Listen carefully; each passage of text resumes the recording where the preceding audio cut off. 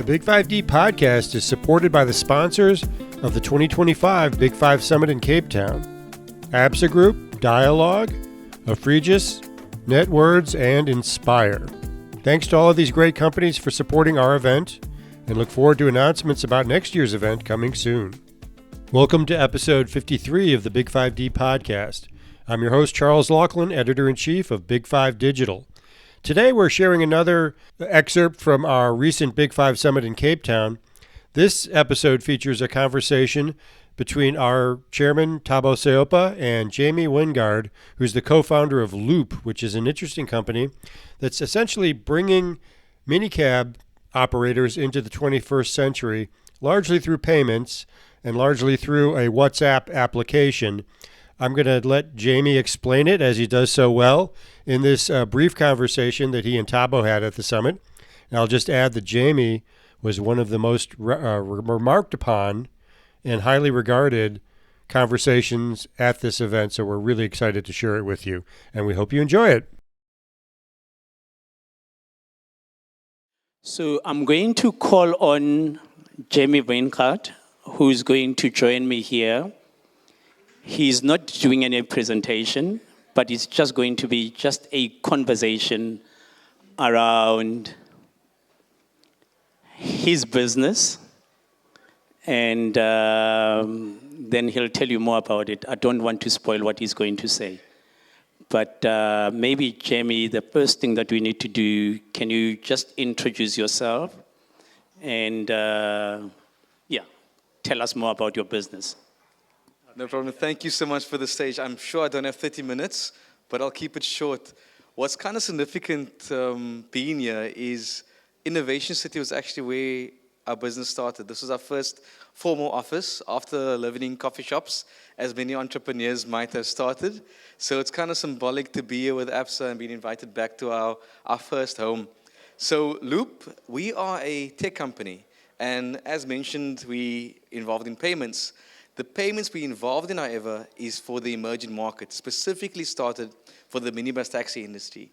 What we've been able to do successfully is digitize payments for the taxi industry. And that, people will be like, oh, taxi drivers don't want to work, digital cash and all these things, which is interesting because I felt the same way when my business partner came to me and said, hey, my dad's driving taxis and working with cash is such an effort and there's all these other issues. Can we make a solution? Can we build an app to make digital payments for the taxi industry? I'm like, taxis don't want to do digital payments. Why would you want to do that? And I said, look, great idea. I think I understand where this is going. But before we just build an app for the taxis, let's actually unpack the market first. And that's when we started doing design thinking around who are the customers involved in the space? Who are the commuters? Who are the taxi drivers? Who are the business owners? Who are the banks and the governments that's building these things? And it turns out that when I started engaging with taxi owners, they do actually want not digital payments, but they want financial inclusion. They want access to finance. They want to be able to join the real world, because taxi drivers is actually the worst job in the world. There's no UIF, there's no savings. If the driver just doesn't drive today, they don't get paid. So there was a lot of issues in the space. We then looked at, from the commuter side, if you are going to build an app for this, how's that going to work? But it turns out that even commuters, they don't want another app on their phone.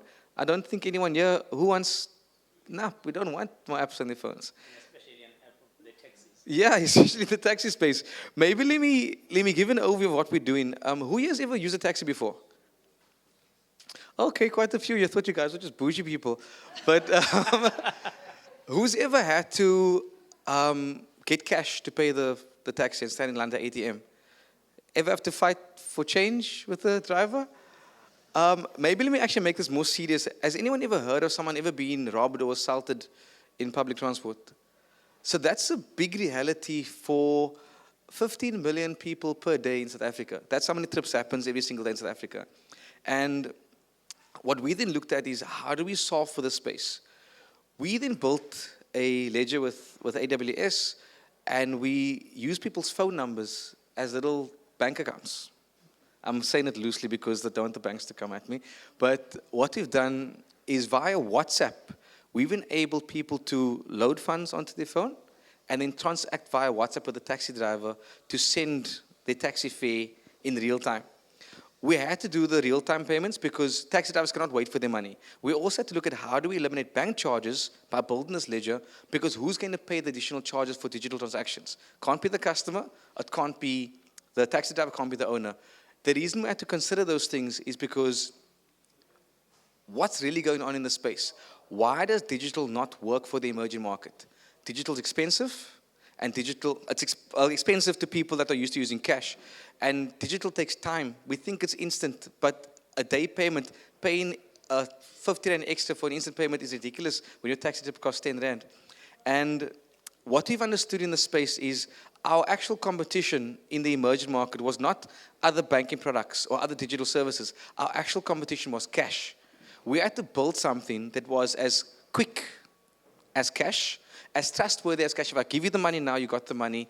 And also this thing of, when someone pays you with cash as a taxi driver, you know you receive the money. You know that I can use the money right now, and you know there wasn't the perception of additional charges on that money. And that's the way we evolved from the business. The nice thing that happened, and I think why we kind of involved with ABSA, we were able to digitize minibus taxis, and two things happened to our business from there. Corporates were now able to utilize the existing taxi network for their staff transport. Corporates were now able to come to us and say, we need taxis for our staff, because you guys know, you'll never go to a taxi rank and say, give me 10 taxis, here's a 10,000 Rand. You wouldn't do that. Absolutely, would you do that? No, you'll never do that. So we became an aggregator. We vetted the taxis, charter permit, PDP, inspected the vehicles. We also knew which routes the taxi was on to know which areas the taxis are familiar with.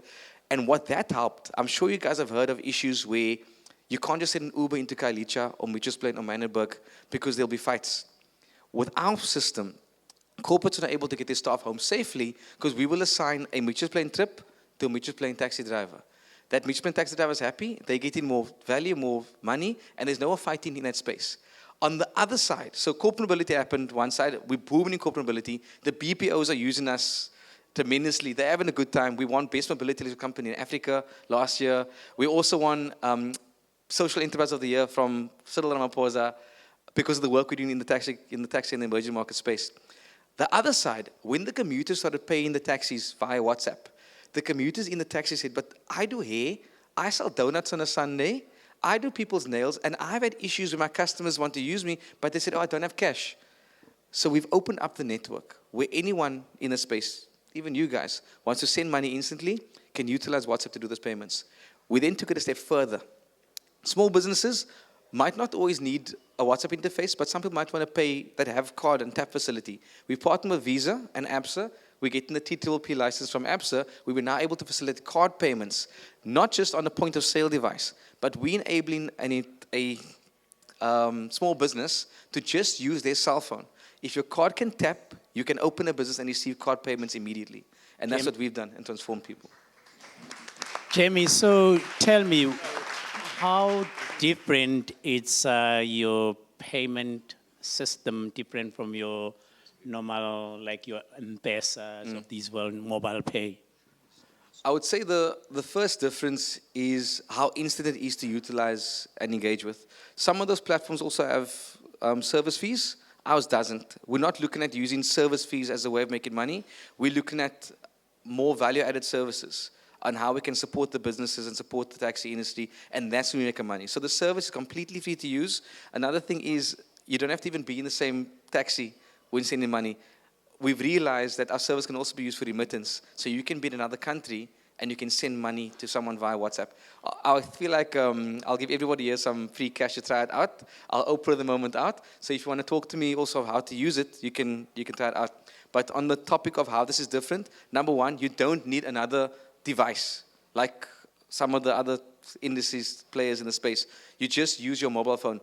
We started on WhatsApp because all our commuters that we engage with, they all have WhatsApp. And it wasn't that they have WhatsApp because we've understood our customers where most of them all of them are the breadwinners. All of them had at least 5 dependents, and all of them had WhatsApp because they had to communicate back home. Take the chicken out of the fridge, pick up the child from creche. I'm on my way home now. Please watch out for me because it's unsafe in my area. But what we also got from our customers, they even said they would delete their banking app before they would delete WhatsApp. That was more important for them. So if we built another payments app, just like marketing will lose budget first, other apps lose budget first versus communication apps.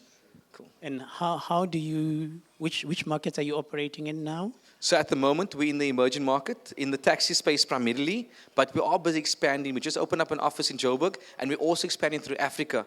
With ABSA South Africa and also ABSA Africa, we're looking at doing payments globally. We do quite a bit of traveling. I just got back from Dubai 2 weeks ago. My colleague who was here, got back from Nigeria 2 days ago, and he was at the African Arena event. I came back from the Global 40 Under 40 Awards, and we won.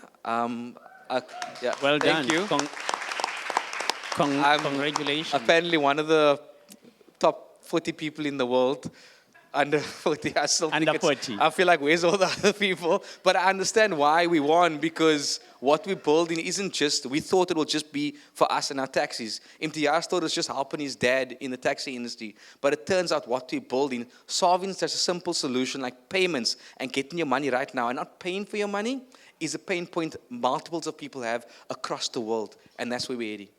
One of the challenges of startups and small businesses has always been funding. I only look like I have 20 minutes. So if you ask No, you don't have 20 startups- minutes.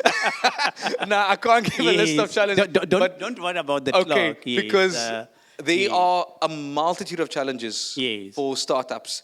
Especially, I feel like we actually have it, after traveling, we've got a good year in Cape Town. I think more people need to travel and realize how good we have it here, with even support from industry players like the bank, and so such easy access, I would say, to players like the banks. But the big challenges we faced was, with the scaling of a team, getting a very good team. One thing I think we did right was understanding our customers. Once you're able to understand your customers, you know exactly where to invest your little money you have as a starter, your little time, where to put that to go for an MVP that works, that can generate income, and use that income and generate to pump back into your business. So really working in small micro packages, and it took a lot of sacrifice. I think a lot of startups fail, multitude of reasons. Wrong team, mismanagement of funds, wrong target market. So if you start hitting those good points, it's an easier way I'm not going to say guarantee success, but it's an easier way for you to succeed if you know who you're doing this for and you know what problem you're solving. And what's next for Loop? Well, global payments, I think. With ABSA by our side, I think we're able to take on the world. Okay, cool. Any other questions from the audience? Okay. Number one, number two. Thanks very much.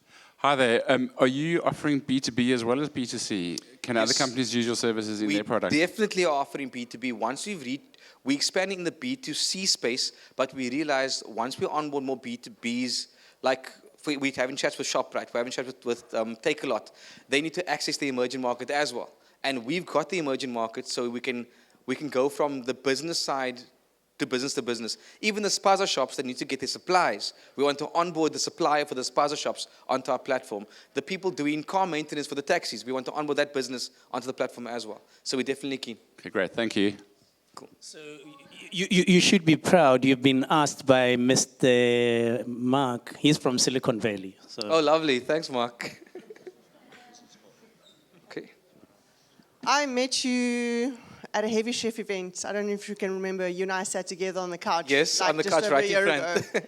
I am so impressed by what you've done in such little time. And you literally had just started the product there, and you were like showing me how it works, and you were like worried about getting it off the ground. And well done, dude. I just wanted to say well done. Wow. I don't have a question, but I just wanted to Thanks say so that's much. very, very impressive. I remember you, yes. Yeah. you really getting all the round of applause, huh? The under 40 billionaire, Yeah. Cape Townian. Maybe I could. I'm having an event next week, Saturday, where our business and the Ford Philanthropy Foundation is supporting other small businesses. We're doing a Shark Tank style event where the audience, the business will pitch, and the audience gets to be micro investors in their businesses, and that's to support small business. So we knew what it was like as a startup just needing that capital boost into our business. So we're playing it forward ourselves by hosting these events for small business. This is the first one we're doing. So I'll extend the invitation to everyone here. If you want to look at being a micro-investor to support the future of another entrepreneur, I'm keen to, I don't know, come find me. I'll give you guys the invitation. Thanks. Round of applause for Jamie. Thanks for listening to the Big5D Podcast. Again, I'm Charles Laughlin, your host and producer of this podcast. I'm also the editor-in-chief of Big5 Digital. If you're interested in learning more about the podcast and want to participate as a sponsor or as a guest, or if you want to recommend a guest, please write to us at info@big5digital.org. That's info@big5digital.org. Thanks for listening, and we'll see you next time.